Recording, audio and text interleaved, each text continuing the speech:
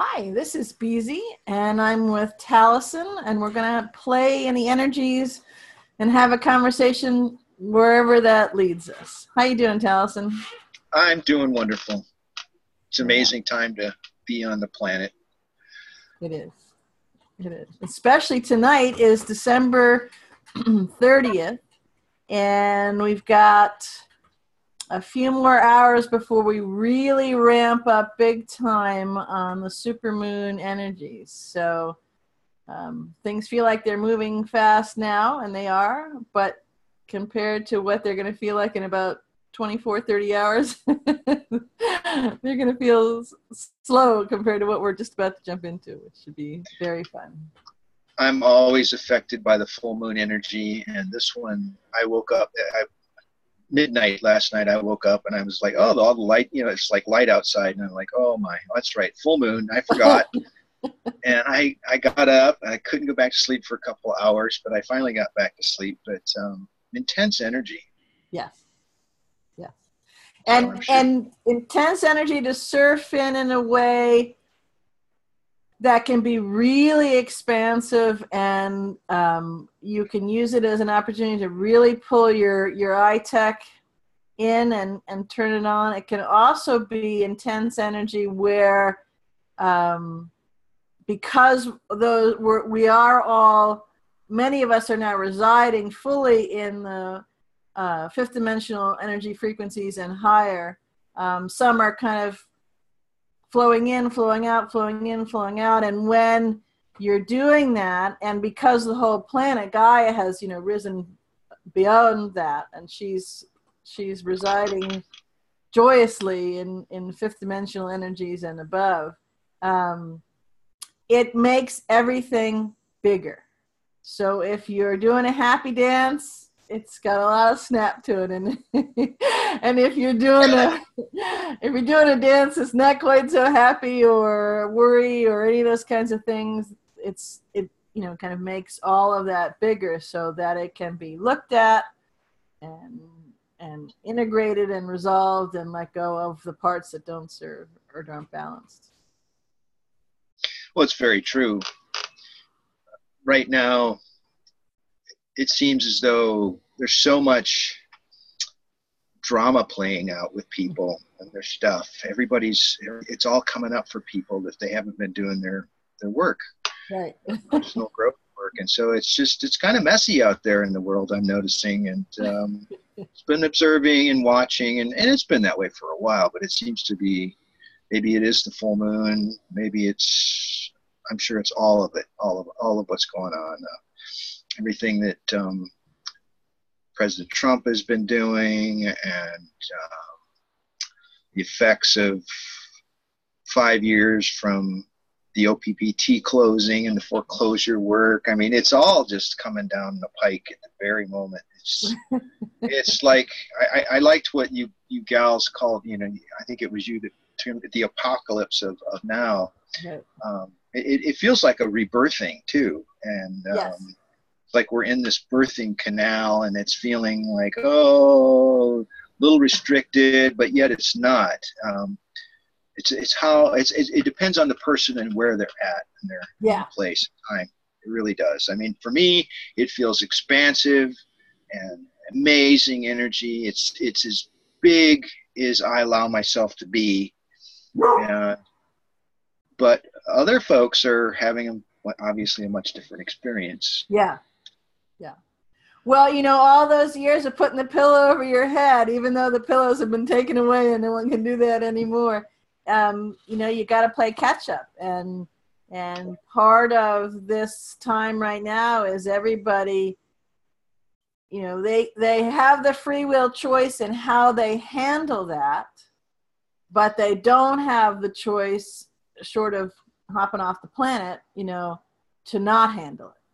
Is really, so there is free will choice, and that's there, and that's how you flow with it and how you play with it and how you integrate it and how much you want to struggle with it, or just, and you can, the really nice thing is, even though it may be hard to appreciate that it's a nice thing, when you're having things, you know, kind of come at you fast and feel like things are really crumbling or falling down or really uncomfortable, okay, seriously uncomfortable, you can choose to move through it fairly quickly by resisting the urge and letting go of the urge to think about it, to really think it and analyze it and struggle with it, you know, to death, instead to surrender and release. Just, okay, I don't know what the heck is going on, but it's a mess here, and okay, I'm fine. You know, that could, whatever your technique for that is, but really it's as simple as that. And you have so much help willing, each of us do, to pour in, not only from our soul and our you know, Big BZ and Big Tallison and all of that, our guides, but also all of us. I mean, that's one of the reasons that we're here. That's why we've gone through this ahead of time, so that we can help and support people in all of that. Yes, I'm extremely grateful for where I'm at in my lifetime right now and the work that I've done, the teachers that came on board and knocked on my door when they did. And I'm very grateful that I have seen the things that I've seen, experienced the things that I've seen.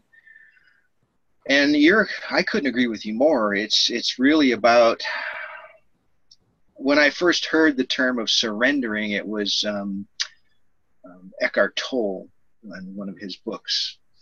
And I, of course, surrendering, I'm not going to do that, you know. That sounded like, wave the white flag, surrender? No. But, you know, he, of course, had a completely opposite meaning of acceptance of what is in the moment. Right. Cut the resistance, just accept what's going on. It's already happened. You can't change it.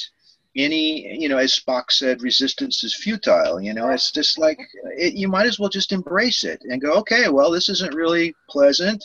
This isn't what I really wanted to manifest, but it's here. So I have the power. I am a creator being. I can change this and move forward, as opposed to creating the resistance, which creates this drama. It's drama. Right. Well, you know, as you were saying that, it's very interesting. I get a lot of, I call them videos. So inside videos and downloads, and it comes in all sorts of ways. But right that moment when you were talking about the difference, total difference, meaning in surrender and all that, the image, and actually a video was playing of being on a boat. Actually, I know where I was. I was on a boat outside of Martha's Vineyard, in one of the little channels, and being in a riptide. So the water's flowing fast and it's churning, and even though the boat is a Boston Whaler and it's got a nice engine on it, you can't go anywhere. And when you were the energy of you describing the difference in that surrender of just letting go for a moment was, for me, you know, the being in that boat, eased off the throttle, cut the engines, the boat rested for a moment and drifted. And once it did that, you could then navigate. You could then drift and pull in your engines or pull up your throttle. You know, sun is shining, everything, and you can get where you want to go. But fighting that head-on struggle is not the way to do it. Well, you can eventually get there, but it's a lot more pain. It's a great little metaphor, I think, what we're talking about, what you just shared, especially about being in the boat, and I totally know that tide feeling. I've experienced it being in a kayak in the ocean in a bay in Morro Bay, and it was amazing. It was the power of that ocean in this bay was just wow. Right. But I see it as a real metaphor right now when you look at social media right now. All of the turmoil that people are creating, and they're making stories up, and their minds are rolling of this and that and something else, and they're so caught up in it that they can't see what's really happening. Mm-hmm. it's all self-created. It's that resistance to what is. Right. It's kind of mind-boggling, and I know that one of my purposes here on the planet is to be that scout, that first provider, that one that shows up to help, first responder. But it's still, for me, I mean, I know how to help people. They have to want to be helped, of course. I mean, if they're in that full resistance mode, then you don't have any choice but to just kind of walk away and let them grovel in the mud and all they want. But when they're ready, you can help them.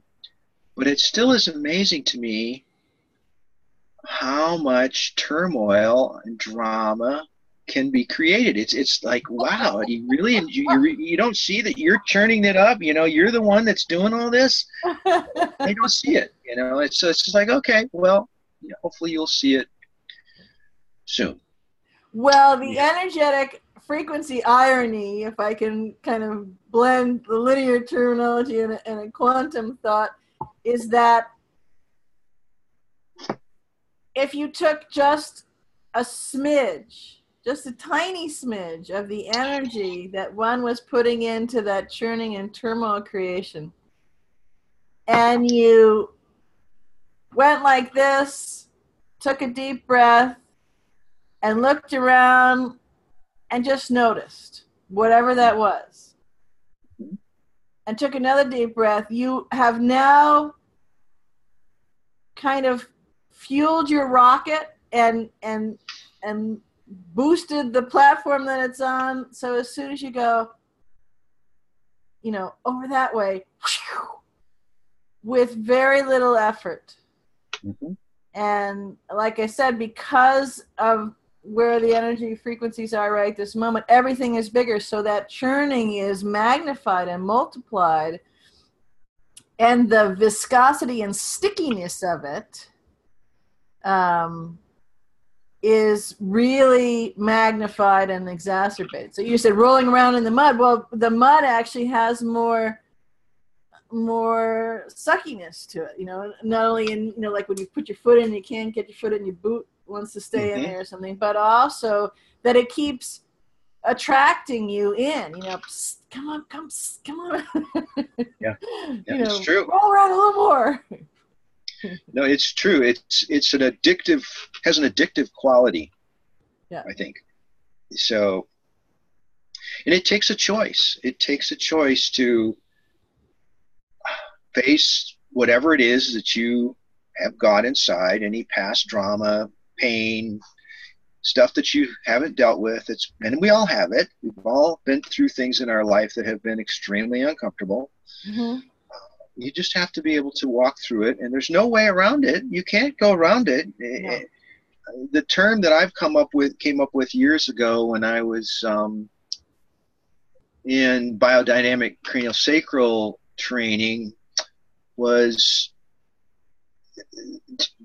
this is what I came up with, is I came out of a session one day and it was just like, wow, the chaos that, you can experience in your mind, from where your mind can go when you just let it wander. And the message was, be still and know that I am dwelling in delicious chaos, because chaos is consistent. It's always there. Mm-hmm. It's how you work with it. It's how if it's the resistance or it's the acceptance. It's like one or the other. It's a martial arts, so to speak, the way I see it. You don't want to fight it. So anyway, that's how I see it, and it makes life way more pleasurable. And becoming the observer of what is going on allows you to see things, I think, as they are, as opposed to what you think is going on. And the illusion that's perpetuated and perpetrated and by design within the programming and the false construct, that we've been some in various other degrees than others, but deeply enmeshed in, and you know, kind of swimming in it. And a lot of it actually been very happily swimming in it, because I guess I'm on boating and fishing metaphors, but they took it hook, line, and sinker. You know, the whispering, the call of that illusory gratification and fulfillment, which was really just more chains. Every time that they answered that, it was more chains and more heavier links piled on to, you know. So, and they do, you know, like I said, they can hop off the planet, and that is one way to move through very quickly the physicality things that need to be addressed. And people are choosing to do that because what they have come, they've taken, their soul has taken the ride as far as they want to take it in this embodiment, and they'll just come through. And what's happening then is they come back very, very quickly. I mean, it's a short hop. They've already actually arranged things so that they have another vessel to hop right into. And come back through, because this is the time to be here. I mean, it's standing room only time to be here, and it's very exciting. And they, you know, they want to come right back in and play from the moment, you know, they enter the womb. So it's refreshing to hear you express this, because so many people are not aware of the picture that you just painted, that you actually are the one that's making these choices to leave your body, that you have lived many, many times before in other incarnations, in other bodies, in other times, dimensions, lifetimes that you may or may not recall. And I've had the pleasure of being able to remember and recall going through some past life regression work, and it has helped me immensely to understand the illusion of life, life and death, the illusion of that's involved with, that's part of the mind psyop that has been perpetuated here on this planet, and to instill fear in people, and so that they're easier controlled. You know, the religion is very good at that. And we have multiple flavors in case you get bored of one and you want to jump to another. Yeah. They're all designed by the same being. So. Right. I recall very clearly before I incarnated, I mean, before I jumped down and came into this planet, I was like standing on a big cloud with lots and lots of other beings that were ready to take, you know, turn at the diving board and just down into the universe. And it's just, I mean, I remember very clearly knowing that I was going for this time right now. This is the moment I was coming for. And so here we are. And it's incredible that, you're right. There are a lot of people that are in so much turmoil and so much pain. They played their script so well. Whatever actor they needed to be, they played it so well, and they feel like they don't have any more to do. And maybe they don't. Maybe it is their time to leave. It's free will and choice, for sure. Right. It's sad. I mean, I've had a lot of occasions to work with people that had addictions, big addictions, with drugs and substances, and they think, oh, well, I'm just going to commit suicide and leave this body. I'll be all over. It'll be all done with. And I say, well, that's not exactly how it works. You can leave. You can do that. You can choose that. You know, it'll end it for about that long, and then you'll be back, and you'll be facing the same things over again and more. So what do you want to do? You know, it's like you have a choice. It's your choice. But that's very hard for people to understand that. and accept that. And the looks that I've gotten when I've shared that with people have been really amazing. It's like, oh my God, where's, get the straight jacket, this guy's really lost it. But I know that's the way it is. So it's funny. It reminds me of a couple of points in my life where I was doing such a great job of creating chaos and of such amazingly complex and delicious sorts. Very rich and very involved. And, having the thought, that's it. I'm done. I'm going to go home, and I've had it with this. And almost immediately had the same thought, well, you're going to be mighty pissed off at yourself when you get back on that beach by the campfire and you go, what the heck? Get back down there. Yeah. So, just take a deep breath, and what's next? And, get up, get to it, and quit messing around. That's what came to me. Yeah. I had an experience when it was before I really woke up, and I had met, her name is Alea Dow. She's an energy healer, amazing being. And it was a point in my life where I felt like, there's nothing else for me to do. I've done what I came here to do. I felt no motivation. It was just like, it's like, I think I'm ready to leave. And I shared with her, I think my life it's time to end it. It's time to be over with.